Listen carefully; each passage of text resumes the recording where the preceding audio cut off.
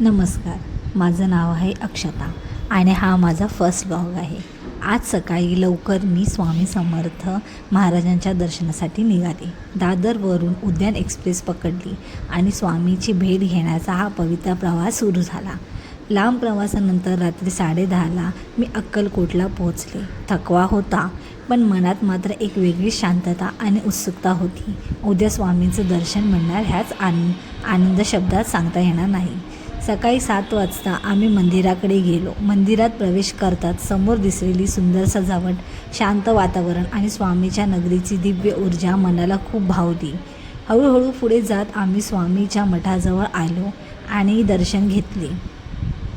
त्या क्षणी मन अगदी स्थिर झाले. जणू सगळा थकवा नाहीसा झाला.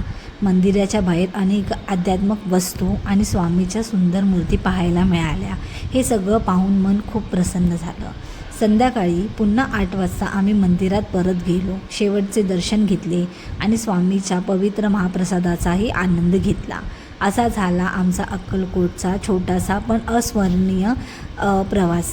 लवकरच भेटूया पुढच्या व्लॉगमध्ये. नमस्कार.